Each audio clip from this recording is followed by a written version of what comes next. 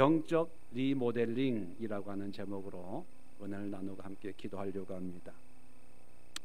아마 오늘 대한민국 사람이라면 다 TV에 눈과 귀가 다 가 있었을 것입니다. 그리고 아마 이 시간쯤 뭐 끝났는지 모르겠지만 만찬을 아마 하고 있을 텐데 정말 여러 가지 의미가 있는 그런 회담이고 또 그런 식사 시간이 아닐까 생각을 합니다. 오늘 성경 내용도 보면 하나님께서 우리 믿는 자, 물론 성경에는 유다 백성들을 지칭합니다. 그래서 좀 넓게는 하나님을 믿는 모든 자에게 잔치를 베푸는 그런 내용을 우리에게 말씀해 주고 있습니다. 포도주로 기름진 음식을 준비하고 또 7절에 보면 모든 민족 얼굴을 가린 가리개와 덮개를 제하시고, 그래서 그동안 보지 못했던 것, 또 자유하지 못했던 모든 올무로부터 다 자유케 하시고, 또 8절에 사망을 영원히 멸하실 것이라. 오늘 또 보면 전쟁을 한반도에서 없게 하겠다 했는데 하나님은 사망도 영원히 멸하시고 또 눈물도 씻겨주시고 수치도 제하여 주신다, 이런 약속을 하고 있습니다. 그리고 정상회담에서 서로 사인을 하는 것처럼 하나님도 여호와께서 이같이 말씀하셨느니라, 이게 보증, 하나님의 말씀이라는 것, 하나님의 말씀이기 때문에 그 누구도 바꿀 수도 없고, 그리고 말씀대로 반드시 이루어질 것이다 하는 어떤 사인과 같은 그런 말씀을 우리에게 주고 있습니다. 여러분, 이 말씀은 어떤 의미냐 하면 그저 우리에게 축복한다 그런 의미가 아닙니다. 우리가 이사야서를 읽어오면서 또 강해를 하면서 1장부터 25장까지 우리가 살펴봤지요. 자, 크게 보면 1장부터 13장, 12장까지는 유다에 대한 책망의 말씀이고 회개하고 돌아오라는 거예요. 너희들이 가지고 있는 믿음은 믿음이 아니라는 겁니다. 너희들이 드리는 예배는 예배가 아니라는 거예요.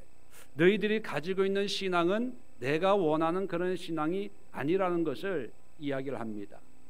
그러면서 13장부터 23장까지는 내가 세계 열방을 다스리는 왕이다 하는 것을 말씀해 주기 위해서 열방에 대한 심판에 대한 예언을 하고 있습니다. 나는 유다의 신만이 아니라 세계 우주의 하나님이다 하는 것을 말씀해 주고 있습니다. 그러다가 이제 24장 그리고 오늘 25장에 오면 유다에 대한 회복을 이야기하고 있습니다. 그래서 이 회복은 그냥 축복의 의미가 아니라 지금까지 유다에 대한 하나님의 심판에 대한 메시지 뒤에 나오는 그런 회복이에요. 그런 하나님의 축복입니다. 그렇다면 이 축복의 의미는 우리가 건물로 생각을 해보면 건물을 건축주가 지었습니다. 지었는데 어떤 이유인지 모르지만 오래된 건물일 수도 있고 또 지어놨는데 구조가 생각보다 생활하기가 불편해요. 그럼 어떻게 합니까? 이것을 다 허물어 버리고 다시 지을 수도 있지만 때로는 기둥은 놔두고 불필요한 부분들은 다시 손을 보는 것을 우리가 뭐라고 그럽니까? 리모델링이다, 그렇게 표현을 합니다. 다 나쁜 것이 아니라 특별히 어떤 점이 마음에 안 들어서 그것을 다시 고치듯이 하나님께서 하나님의 백성으로 택하신 유다 백성들이 하나부터 10까지 잘못된 게 아니라 어떤 신앙적인 것, 위선적인 것, 형식적인 것, 가증한 어떤 그런 신앙의 모양을 고치라고 말씀을 했는데도 안 고치는 거예요. 그러면 하나님께서 유다 백성들 다 죽여버리고 다른 민족을 택해서 내가 이 민족을 통해서 내 뜻을 이루리라 하지 않으시고 유다 백성들을 심판하시고 나서 다시 그 백성을 너희는 내 자녀다, 내 백성이다 하시고 너희를 통해서 내가 다시 나의 뜻을 이루리라 라고 하는 그런 하나님의 섭리가 바로 이 회복에 담겨져 있다는 것입니다. 그래서 이 심판은 리모델링과 같은 거예요. 자, 이것이 왜 중요하냐면 모든 유다 백성들만이 아니라 우리 모든 믿는 자도 마찬가지입니다. 하나님께서 우리를 불렀어요. 그런데 보니까 교만하고 게으르고 나태하고 여러 가지 그런 어떤 신앙의 모습이 있는데 그런 죄가 있을 때 하나님 보시기에 죄로 여길 때 하나님의 뜻대로 하면 어떻게 해야 됩니까? 죽여야 돼요. 아나니아 삽비라가 우리보다 죄가 많아서 죽었겠습니까? 아나니아 삽비라에 비해서 우리는 어떤 면에서 더 죄인이 될 수가 있죠. 그런데 살려두세요. 왜 살려둘까요? 기회를 주는 거죠. 우리를 고치고 바꾸고 회개해서 하나님의 뜻으로 돌아오도록. 자, 돌아올 때 하나님이 준비하신 것이 만찬이거든요. 축복의 은혜가 우리를 기다리고 있습니다. 자, 그런데 유다의 이런 모습을 통해서 우리가 우리의 신앙도 하나님이 때로는 용서하시고 또 회개를 요구하시고 또 회개를 하라고 했는데 안 하면 어떡합니까? 하나님이 우리를 이 모양 저 모양 또는 이렇게 저렇게 훈련하고 연단할 때가 있습니다. 자, 그런 연단과 훈련을 통해서 우리를 바꾸시고 우리의 허물을 깨닫게 하고 우리의 높아진 생각과 마음을 낮춰서 하나님의 뜻이 무엇인지 분별하도록 하는 이런 리모델링 작업을 우리들 사이에서도 하나님은 하고 계시다는 것입니다. 자, 그렇다면 오늘 이 유다의 모습을 통해서 우리가 하나님을 섬기고 신앙생활을 할 때 하나님이 우리를 때로는 리모델링 작업을 하듯이 고난과 연단과 문제와 삶의 크고 작은 어려움을 통해서 우리에게 부담을 주기도 하고 아픔과 어려움을 주기도 할 때 우리가 기억해야 될 중요한 메시지 세 가지가 오늘 말씀 속에 담겨져 있습니다. 그것이 뭐냐면 첫 번째는 하나님이 리모델링 할 때는요 반드시 깨뜨린다는 사실입니다. 그냥은 리모델링이 안 돼요. 깨뜨려요. 이 하나님을 깨뜨리는 것을 성경적인 용어로 표시하면 심판, 고난, 환난 이런 의미로 성경은 우리에게 말해주고 있습니다. 이사야서를 통해서 유다 사람들에게 선포하는 것이 뭡니까? 하나님이 심판할 거라는 거예요. 아수르를 통해서 장차 바벨론을 통해서 너희들을 괴롭게 할 거다 이렇게 이야기를 합니다.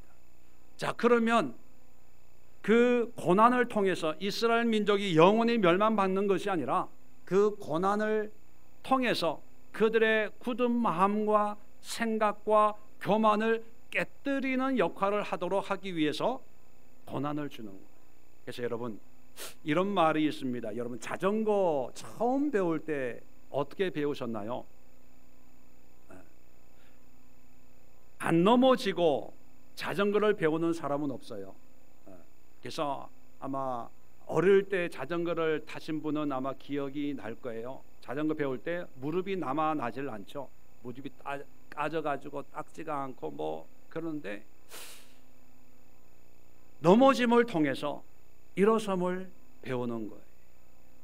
스키를 타든지 스케이트를 타는 사람들한테 제일 먼저 가르치는 게 뭐냐면 넘어지는 거.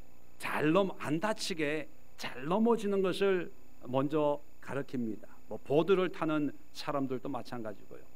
넘어질 때 안 넘어지려고 애쓰다가 크게 다쳐요. 넘어질 때는 그냥 팍 넘어져야 돼요. 그래야 다시 일어설 수가 있습니다. 슬쩍 넘어질 듯 안 넘어지면요, 그 다음에 크게 다쳐요. 왜냐하면 자기가 잘해서 안 넘어진 줄 알아요. 요령 부려서. 그래서 자기 자신을 믿고 타다가 나중에 더 크게 다치는 경우를 종종 보게 됩니다. 하나님은 우리를 리모델링 하기 위해서 반드시 우리를 깨뜨리는 작업을 하세요. 자, 하나님 앞에 깨어질 때 어떻게 깨어져야 됩니까? 힘들고 아프지만 바싹 깨어져야 돼요. 그런데 이게 덜 깨어지고 어정쩡하게 깨어지면 하나님이 나를 만지신다고 생각을 하지 않고 운이 없어서, 재수가 없어서 이런 문제가 생겼다, 환경적으로 해석을 해버려요. 그런데 내가 손을 쓸 수 없는 상황까지 완전히 낮아지고 깨어지면 어떻게 해요? 하나님을 붙잡아요. 도와주세요. 내가 할 수 있는 일은 없습니다. 이렇게 나오는데, 어정쩡하게 깨어지면 넘어질 때는 하나님 주여 하고 넘어졌다가 정신 차리고 나면 아유, 저 돌부리에 넘어졌네, 재수가 없어서 넘어졌네, 저 사람 때문에 넘어졌네, 하나님과 전혀 관계없이 자기 생각으로 그렇게 판단하고 해석을 해서 하나님이 원하심이 무엇인지를 분별할 수 있는 그런 기회를 찾지를 못해요. 여러분, 세상 만사도 그런 것 같아요. 사람들은 넘어지고 깨어지고 망하고 고난당하고 이것을 두려워하기 때문에 되도록이면은 피할 생각을 합니다. 물론 여러분, 오해하지 마세요. 하나님이 반드시 우리를 깨뜨려야 우리가 새로워진다는 그런 의미는 아닙니다. 하나님이 분명히 말씀하세요. 깨뜨리기 전에 돌아와라, 회개해라, 고쳐라. 내가 기회를 한 번 더 줄게. 그러면 안 돼. 계속해서 말씀하는데도 못 깨달을 때는 하나님이 리모델링을 한다는 거죠. 자, 그럴 때는 바싹 깨어져야 되는데, 제 친척 가운데 어떤 한 분이 계십니다. 사업을 하셨는데 사업이 좀 어려워졌습니다. 그때는 그분만 어려운 게 아니라 IMF 때가 있었지 않습니까? 그 IMF가 한 언제였나요? 97년, 지금 20년 전 얘기예요. 어려워서 가족들이 도와주고 여기서 도와주고 친척들을 도와줬어요. 근데 또 더 어려워지는 거예요. 그러면 그때 다 부도가 너무 나니까 그러면 다 청산하고 새롭게 시작하면은 되는데 그게 두려운 거예요. 그러니까 힘들다 어렵다 하니까 주변에 있는 사람이 계속 이 깨진 독에 물 붓기식으로 계속 도와주니까 망하진 않았지만 일어나지도 못해요. 20년이 지난 지금도 아무 직업이 없어요. 그때 그런 얘기까지 했습니다. 망할 때는 아예 청산해라. 그거 붙잡고 있지 마라. 그거 붙잡고 있다가 괜히 주변에 있는 친척들, 가족들 고생시킨다. 그러니까 손 털어라. 청산해라. 그리고 다시 일어나라. 그랬는데 본인도 그런 의지가 없고 주변에 있는 사람도 불쌍하니까 안 넘어지도록 계속 도와주니까 넘어지진 않아요. 그런데 회복도 안 돼요. 지금까지 신문만 보고 있어요. 신문만. 아무 이 경제 활동을 하지를 못해요. 오히려 그게 페인 아닌 페인처럼 돼버리고 말았어요. 친척들한테도 인정 못 받고 주변에 있는 사람들한테도 인정 못 받고, 그럴 때 처음에는 힘들었겠지만 완전히 정말 길바닥에 낳는 심령으로 그렇게 하면 뭔가 이제 살아야지, 애들도 어리고 처자식도 먹여 살려야 되니까 뭔가 밑바닥부터 다시 시작할 수 있었는데 그게 안 되는 거예요. 더 기가 막힌 것은요, 그 친구들은 지금 또 회사 운영하고 있는 줄 알아요. 친구들한테 자기의 그런 약한 모습을 안 보이는 거예요. 이게 비극 아닙니까? 친구 만나러 가면 정장 입고 나가요. 직업도 20년 동안 직업 없이 사는 분이 지금은 이제 그래서 아무것도 더 못하는 거예요. 여러분, 하나님이 우리를 리모델링 하시려고 할 때는요, 완전히 낮아져요. 누가 도와주면 안 돼요. 거기서 하나님을 만나야지, 하나님을 안 만나고 누구 도와주는 사람을 만나버리면 그 사람을 의지하게 되고 그와 같은 도움을 또 구하게 돼요. 철저하게 하나님이 주시는 것, 하나님이 보내신 사람, 기도에서 받은 그것만이 하나님의 것이고 나를 살리는 것이라는 것을 체험하지 못하면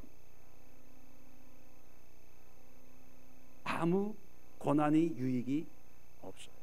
그래서 여러분, 영적인 리모델링을 할 때는요, 그냥 낮아져야 돼요. 깨어져야 돼요. 목회를 하면서도 하나님 앞에 이렇게 하나님의 뜻대로 제가 뭐 분명히 알 수 있는 능력은 없지만 보면은 하나님의 말씀에 순종하지 않고 뺀질뺀질하고 요리 피하고 저리 피하는 분들이 있어요. 제가 왜 그런 분들한테 잔소리 와라 해라 뭐 이렇게 얘기를 안 하냐 하면 제가 몇 번은 얘기해요. 이렇게 하십시오. 이러면 좋겠습니다. 이렇게 신앙생활을 하면 어떨까요? 몇 번은 얘기해요. 밥 먹으면서도 얘기하고 하는데 그래도 안 되면 그 다음부터 1절 얘기를 안 해요.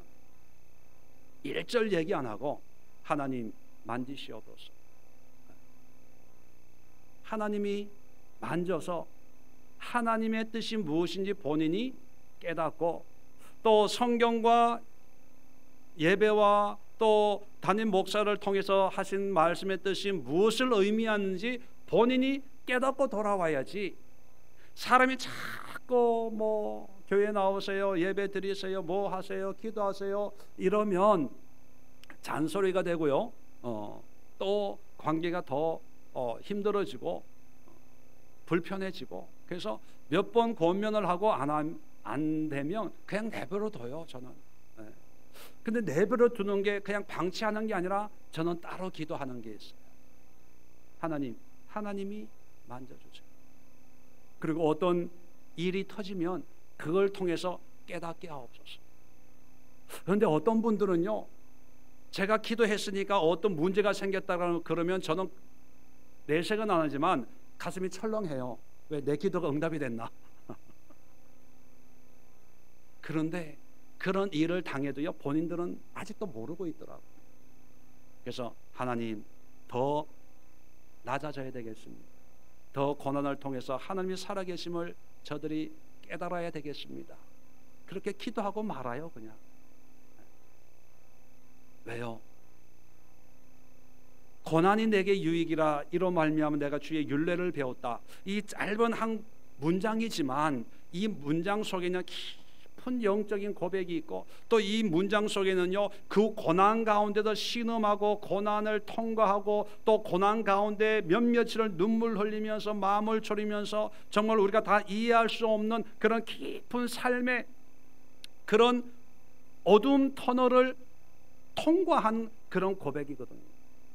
문장은 한 문장이지만 그 문장이 몇 년이 걸리는 분도 있고 10년, 20년, 몇 달, 몇 날 걸리는 그런 분들도 있습니다. 쉽게 우리가 이 말씀을 가벼이 여길 수는 없지만, 그런데 중요한 것은 뭐냐면 그 고난을 통해서 하나님을 만나야 된다는 거예요. 하나님, 사람을 만나고 물질을 만나고 어떤 도움의 손길을 만나는 게 중요한 게 아니라 하나님을 만나야 돼요. 그리고 사람을 만나더라도 하나님이 보낸 사람을 만나야 돼요. 때를 만나더라도 하나님이 정한 때를 만나야 되는데, 하나님 앞에 고난 받을 때 사람들은 하나님이 보낸 사람이 아니라 자기에게 도움이 되는 사람을 붙들고 씨름을 해서 그냥 그 고난을 뛰어넘는 거예요. 하나님 앞에 사로잡히면, 그리고 완전히 깨어지면 그 다음부터 하나님이 리모델링 작업을 시작하는 거예요. 지금 유다 백성들한테 세계 열방에 대한 심판을 말씀하고 있거든요. 이 심판을 얘기하고 나서 회복을 말씀하는 거예요. 그건 뭐냐면 깨뜨리시고 하나님이 다시 시작한다는 거예요. 그러니까 우리에게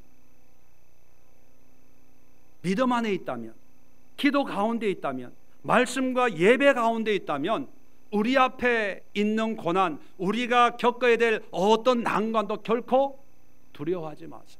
왜요? 그걸 통해서 새로운 집이 지어지는 거예요. 물론 그 과정은 힘들어요. 제가 설교하는 것처럼 이렇게 간단한 문제는 아닐 수 있습니다. 그러나 그 과정을 통해서 하나님은 나를 세우시는 거예요. 그래서 두 번째, 고난 가운데 있을 때 하나님은 나의 기대보다 더 좋은 목적을 가지고 계신 분이다 하는 것을 기억해야 됩니다. 고난 받을 때 앞이 깜깜하죠. 언제 이것이 끝날까? 나도 다시 시작할 수 있을까? 정말 막막합니다. 왜요? 우리는 인간 자체이기 때문에 보이지 않고 들리지 않고 주변에 도움의 손길이 없으면 절망이 찾아올 수밖에 없는 연약한 인생이거든요. 그런데 우리에게 믿음이 있고 하나님을 향한 소망과 기도가 있다면 우리가 기억해야 될 게 뭡니까? 나에게는 안 보이지만, 나에게는 안 잡히지만 하나님은 리모델링 할 때, 여러분, 처음 지은 건물보다 더 못하게 리모델링 하는 사람이 있을까요? 없죠. 항상 좋은 거예요. 좋은 거. 다시 말하면 우리는 하나님이 가지고 있는 계획과 섭리는 내가 가지고 있는 계획과 삶보다 항상 좋다는 것을 우리는 믿어야 되는 거예요. 유다 사람들에게 심판을 말씀하고 난 뒤에 하나님은 잔치를, 그리고 그 잔치는 그냥 먹고 마시는 잔치가 아니라 사망을 제하고 또 눈물을 제하고 수치를 제하고 가리개와 덮개를 제하는 그런, 우리가 할 수 없는, 인간이 만들 수 없는 그런 잔치를 하나님이 우리를 위해서 해준다는 거예요. 그러니까 내가 세우는 것보다 하나님이 세우는 것이 훨씬 더 멋있고 좋고 더 대단하다는 것을 우리는 잊어서는 안 됩니다. 왜 고난 가운데 절망이 찾아옵니까? 불확실해서 그런 거예요. 두려움 때문에 낙심하는 거예요. 어떠한 두려움입니까? 망하면 어떡해? 안 되면 어떡해? 이러면 어떡해? 되어지지도 않는 그런 일들을 미리 땡겨가지고 그것도 가장 부정적이고 안 좋은 쪽으로 생각을 하게 만듭니다. 누가요? 마귀가. 속임의 1인자거든요. 두려움을 주는데 전문가거든요. 되어지지도 않는 일을 유추해서 가장하게 만드는 전문가거든요. 그래서 고난이 찾아오면 항상 부정적인 안 좋은 쪽으로 생각하게 만들어요. 그런데 하나님은요, 우리를 하나님의 자녀로 불렀기 때문에 하나님이 손대시면 반드시 우리의 기대와 우리의 원함과 우리의 목적보다 훨씬 좋은 것으로 우리를 인도하신다는 것입니다. 저는요, 목회를 하면 교회가 부흥이 되어야 된다고 생각을 했습니다. 그래야 목회가 재밌고 행복하다고 생각을 했어요. 근데 목회를 해보니까 또 다른 목사님들, 큰 교회 목사님들 이야기 들어보니까요, 교회가 크다고 행복한 목회가 아니고 교회가 크면 바쁜 목회를 하시더라고요. 바쁜 목회, 분주한 목회. 재밌는 게 다음 달 10주년 이제 그 현수막을 오늘 주문을 했어요. 왔더라고요. 그래서 그 현수막 만드는 사이트에 들어가서 이제 창립 기념일 그 그림들이 쭉 있거든요. 그걸 골라가지고 우리 글자를 교회 이름을 이렇게 바꿔서 이제 인쇄를 하는데, 그래서 거기 뭐 다른 교회에서 사용했던 그런 도안들이 수십 개 쭉 나오죠. 그 가운데 그 교회 몇 주년 기념해서 어느 교회 어디 있는 교회인지 모르지만 그 문구가 100배 1000배로 부흥케 하옵소서, 이렇게 그 구호를 이렇게 현수막을 만들었더라고요. 그래서 그걸 보면서 참 100배 1000배 어떤 의미로 이런 포스터 이 현수막을 만들었을까 저 혼자 생각을 했는데, 저도 한때는 그런 부흥의 갈증이 컸더랬습니다. 그래서 얼마나 열심히 했는지요. 개척하고 3년 반 만에 미국에서 건물을 사가지고 교회를 이사를 할 정도로 정말 허리도 졸라매고 그렇게 했는데, 하나 하니까 또 욕심이 생기고, 2개 하니까 또 욕심이 생기고, 그런데 욕심대로 안 되지 않습니까? 그러니까 내 능력은 요거밖에 안 되나. 그리고 살림이 커지면요, 보기만 좋지 그 살아내는 게 여러분 힘들어요. 좋은 집에 이사 가보세요. 손님들은 좋아. 그런데 그 살림을 살아내려면 얼마나 힘들어요. 똑같더라고요.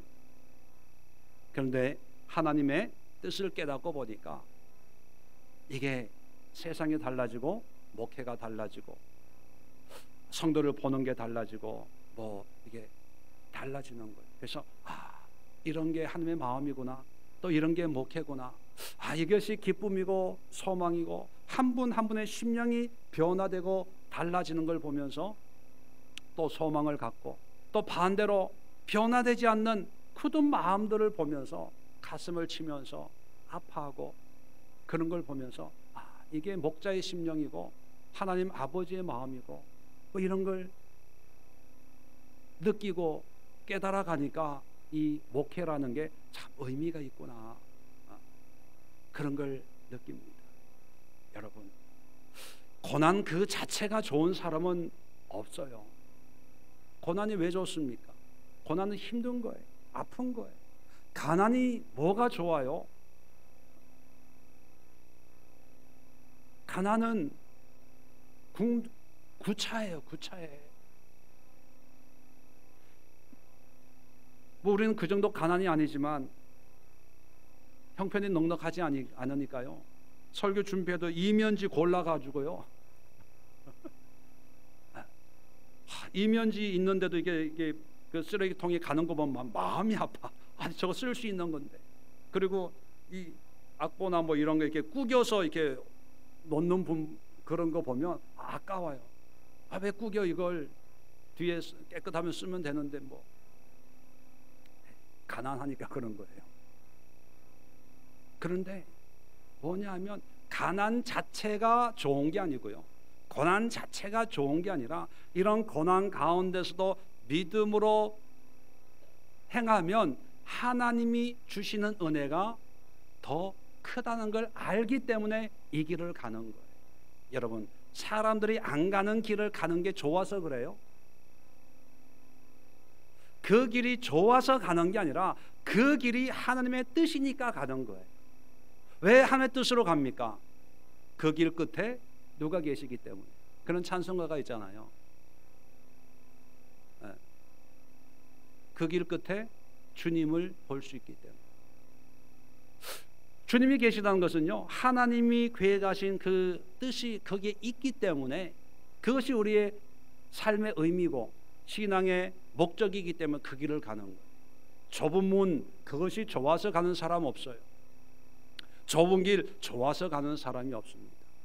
단지 하나님의 말씀에 순종하면 하나님은 우리의 기대보다 항상 좋은 것으로 복 주시는 하나님이기 때문에, 그래서 고난을 인내하고 고난 가운데 하나님을 만나면 그것이 언제 끝날지 모르지만 창다리가 부러지는 잔치를, 배설을 해 주신다는 이 사실을 우리가 잊어서는 안 됩니다.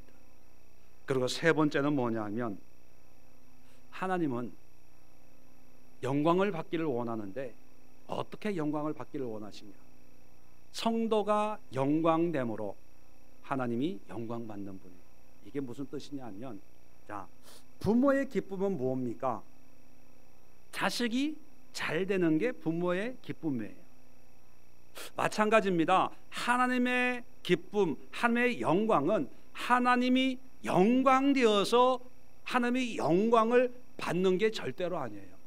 왜냐하면 하나님은 우리가 영광, 찬양, 찬송을 드리기 때문에 영광, 찬양을 받는 그런 분이 아니에요. 우리의 찬양과 영광과 상관없이 하나님은 만왕의 왕이시고 만유의 주십니다. 그죠? 창조하기 전에, 이 지구와 우주가 만들어지기 전에도 하나님은 하나님이시고 하나님으로 계셨습니다. 그런데 우주를 만드시고 인간을 만든 이유가 뭘까요? 뭘 하기 위해서 만들었어요? 찬양과 영광을 받기 위해서. 여러분 잘 아시는 이사야 37장 7절에 내 이름으로 불려지는 모든 자, 곧 내가 내 영광을 위하여 창조한 자를 오게 하라. 그를 내가 지었고 그를 내가 만들었느니라. 자, 인간을 만든 이유가 하나님을 영광되게 하기 위해서. 자, 그리고 그 밑에 43장 21절에 또 이렇게 말씀합니다. 이 백성은 내가 나를 위하여 지었나니 나를 찬송하게 하려 함이니라. 찬송하게 하기 위해서 인간을 만들었어요. 자, 그러면 원래부터 영광된 하나님이에요. 자, 그런데 인간을 만들어 놓은 이유는 인간으로 하여금 찬송과 영광을 돌리도록 하기 위해서 인간을 만들어 놨거든요. 왜 유다 백성들을 택했을까요? 하나님의 백성으로 하나님만을 섬기고 하나님만을 예배하는 민족이 되도록 하기 위해서. 그래서 하나님은 이스라엘 민족을 택하시고 축복하시고 인도하시고 간섭하시고 있는 거예요. 자, 신약 시대를 사는 우리 그리스도인들도 마찬가지입니다. 우리의 존재는 우리의 목적과 우리의 뜻을 이루고 우리의 가정을 통해서 남편 사업 잘 되게 하고 또 자녀들 좋은 대학 시집장가 잘 가게 하기 위해서 하나님이 우리를 만들어 놓은 게 아니고, 하나님은 그 모양과 모습은 뭐 여러 가지지만 전체적으로 하나님을 찬송하고 영광 돌리도록 하기 위해서 우리를 만들어 놓은 거예요. 자, 그러면 여기서 중요한 개념이 만들어집니다. 그렇다면 하나님은 우리로 하여금 우리의 입에서 찬송이 나오고 감사가 나오고 영광이 나오도록 하려면 하나님은 우리를 어떻게 해야 될까요? 잘 되게 해야 됩니까? 잘 안 되게 해야 됩니까? 잘 되게 해야 되는 거예요. 고난으로 인도하는 것은 고난을 목적으로 하기 위해서 인도하는 게 아니라 우리를 잘 되게 하기 위해서 고난을 주는 거예요, 여러분. 고난 당하는 것이 내게 유익이다. 고난 자체가 목적이 아니고 그로 말미암아 하나님의 율례, 하나님의 말씀, 하나님의 뜻을 깨닫고 하나님의 말씀으로 돌아왔기 때문에 고난이 유익한 거예요. 고난 자체는 결코 유익한 게 아니에요. 결론은 뭐냐면 하나님은 우리로 하여금 잘되게 하기를 원하신다는 거예요. 복되게 하기를 원하세요. 그런데 왜 복복하면 왜 구복적인 신앙이다 이렇게 얘기하는지 아세요? 고난 없이 하나님의 뜻 없이 복만을 추구하기 때문에 그것이 구복, 기복신앙이다 이렇게 얘기하는 거예요. 복은 하나님이 우리에게 주시기를 원하는 거예요. 그런데 그 복이 하나님으로부터 온 것, 하나님을 영화롭게 하고 하나님을 찬양하고 하나님을 높이는 것이 복인데, 인간들이 일반적으로 찾는 복은 뭡니까? 내가 잘되고 내가 편하고 내가 유명해지는 것을 복이라고 생각하고 그런 복만 찾는 게 이게 문제가 되는 거예요. 그래서 여러분, 기도할 때 복 주세요 이것을 잘못됐다고 생각하면 안 돼요. 제가 어떤 분들 만나가지고 얘기하다가 그런 분들이 있어요. 목사님, 예수교회에 와가지고 기도하기가 힘들어요. 왜요? 뭐 해결해 달라가 해결해 주세요, 이렇게 해 주세요 하다 보면 마치 이게 또 기복적인 신앙으로 돌아가는 게 아닌가 헷갈려요. 헷갈려. 여러분들 처음에 아마 그랬을 거예요. 그건 뭐냐면 설교에 주일 예배만 들어서 그래. 주일 예배만. 주중 예배, 영성훈련, 성경 공부를 해보시면 복이 나쁜 게 아니에요. 하나님이 우리에게 주시고자 하는 거고 잘 되기를 원하는 거고 형통하기를 원하세요. 그런데 하나님이 주시는 복을 구하는 게 아니라 내가 원하는 복을 구하니까, 그리고 그 복의 의미가 뭔지를 모르고 잘 먹고 잘 살고 지금 내가 힘드니까 당장 이 문제 해결받고 싶은 다분히 우상 숭배해 갖고 부처 믿는 것, 비나이다 비나이다 조상한테 제사하는 거 똑같은 심리로 하나님 앞에 그렇게 하니까 그게 문제라는 거예요. 그래서 여러분, 고난 가운데 하나님이 우리를 몰아갈 때 고난이 목적이 아니다는 것을 기억하십시오. 환난과 가난과 질병이 하나님의 근거적인 뜻은 아니에요. 하나님이 원하시는 것은 우리로 하여금 찬송과 영광을 돌려 드리는 것을 원해요. 자, 그래서 이것을 이해한다면 자, 하나님이 연단하시는 이유는 리모델링 하기 위해서라 그랬어요. 하나님이 보시기에 좋은 그런 신앙과 삶으로 만들어 가기 위해서 우리에게 고난을 주는 거예요. 우리를 깨뜨리는 거예요. 자, 그러면 우리가 깨어질 때 어떻게 하면 회복할 수 있을까? 어떻게 하면 돼요? 고난 가운데 고난을 보지 말고 하나님의 새롭게 지어질 새 집을 생각을 하고, 고난 중에 하나님께 뭐를 드려요? 뭐를 드려요? 11조 헌금, 그걸 드리는 게 아니라 찬양을 드리는 것, 찬송을 드리는 것, 그리고 하나님의 뜻이 무엇인지 내가 회개하는 것. 자, 찬양은 내가 하는 거예요. 영광 돌리는 것은, 감사하는 것은 내가 하는 거예요. 회개는 누가 하는 거예요? 내가 하는 거예요. 통의 자복은 누가 하는 거예요? 내가 하는 거예요. 자, 리모델링 하는 건 누가 하는 거예요? 하나님이 하는 거예요. 그런데 많은 사람들이 내가 할 일은 안 하고 하나님이 하셔야 될 일을 내가 하는 거예요. 고난 중에 어떻게 하든지 이 문제를 해결하려고 이리 뛰고 저리 뛰고 백방으로 뛰어서 이 사람한테 부탁하고 저 사람한테 부탁하고, 자, 그럴 때 누가 도와줘요. 불쌍해서 도와주면 이게 하나님의 뜻이다, 감사하다. 그래서 그 도움을 한 번 받고 두 번 받으니까 하나님 이렇게 역사하시는구나 해가지고 더 열심히 사람을 찾아 쫓아다녀요. 뭐 하기 위해서? 일어서기 위해서. 그것은 하나님의 뜻과 상관이 없어요.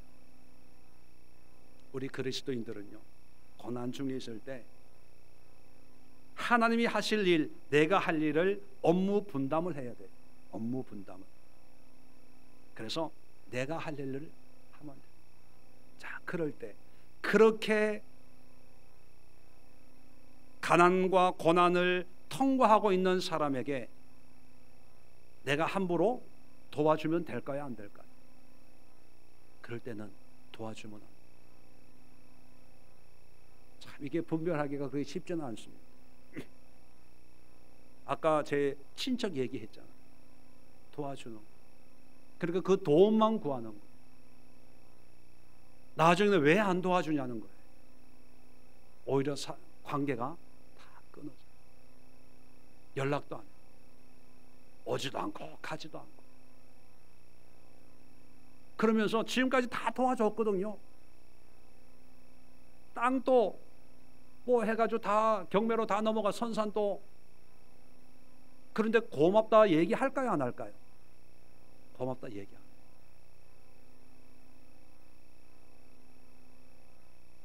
우리는 도와줄 만큼 다 도와줬는데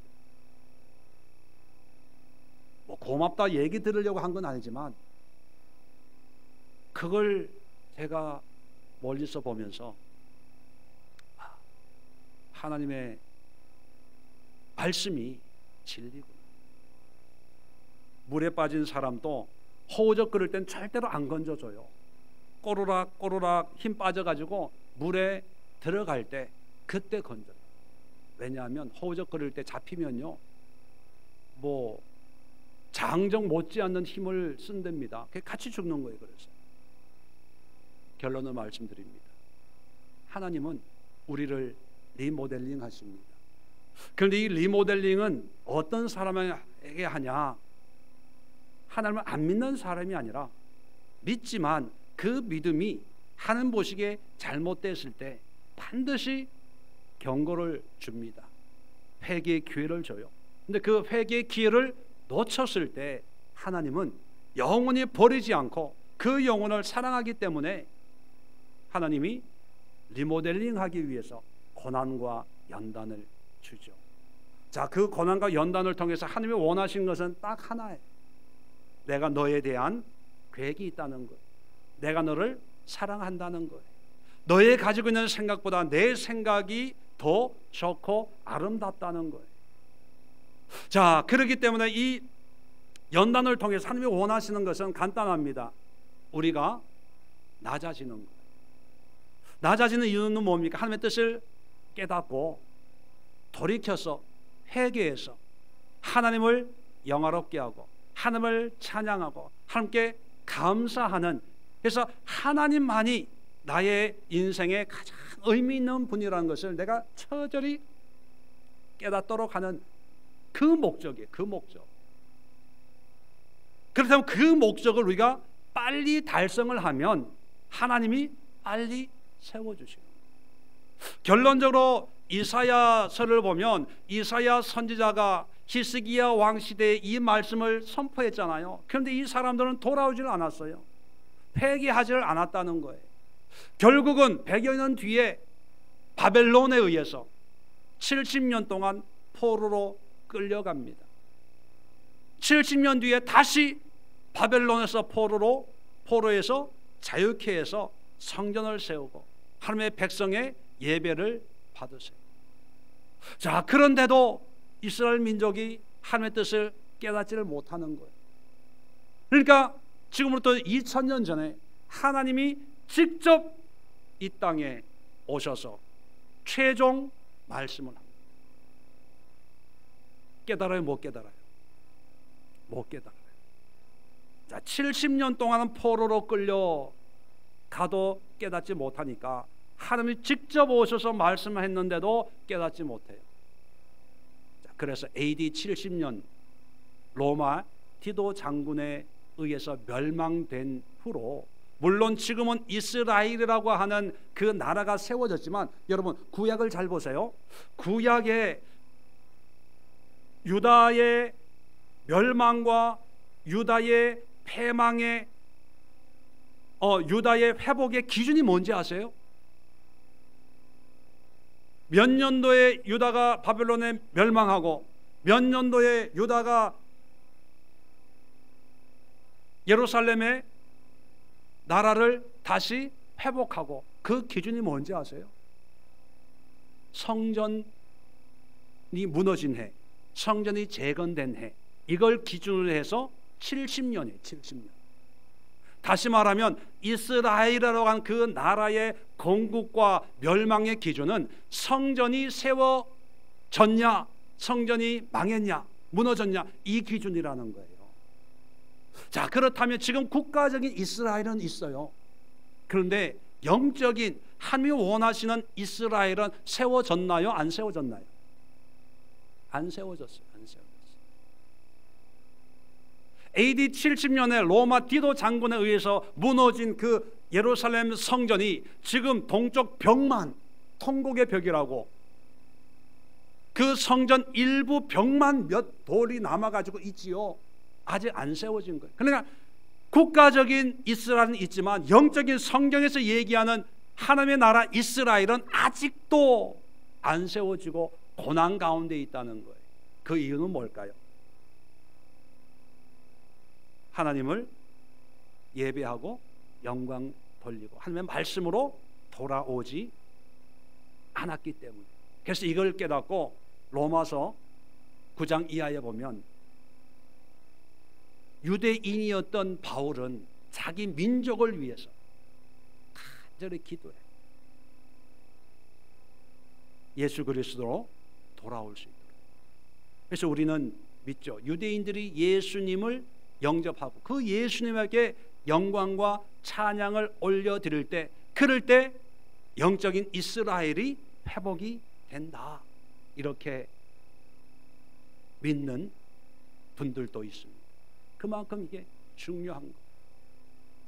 그렇다면 여러분, 오늘 이 시간 우리가 기도해야 될 것은, 혹시 여러분들이 하나님 앞에 기도하면서 감동으로 하나님 앞에 이건 잘못됐는데 내 그동안에 잊고 살았던 것이 있다면 여러분 빨리 회개하시고 통해 자복하시고 내 생각, 욕심, 내 것을 다 내려놓고 하나님께로 회개하고 돌아가십시오.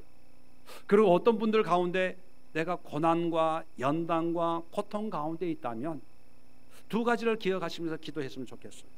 하나님이 원하시는 것은 이런 힘든 삶이 아니라 좋은 것을 예비하고 있어요. 준비하고 있어요. 그래서 낙심하지 말라는 거예요.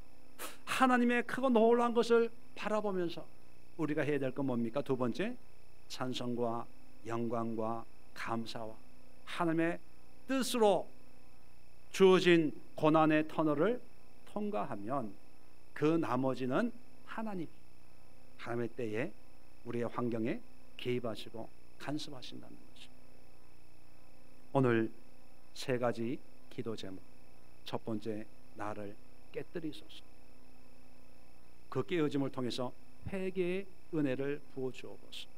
두 번째는 고난 가운데 있다면 이 고난 뒤에 있는 하나님의 영광을 바라보게 하소서. 세 번째, 이 영광을 맛보기 위해서 하나님 날마다 고난 중에도 감사하게 하소서, 찬송하게 하소서, 주님께만 영광 돌리는 삶이 되게 하소서. 오늘 설교의 세 가지 큰 주제를 가지고 우리 함께 기도하는 시간 갖도록 하겠습니다.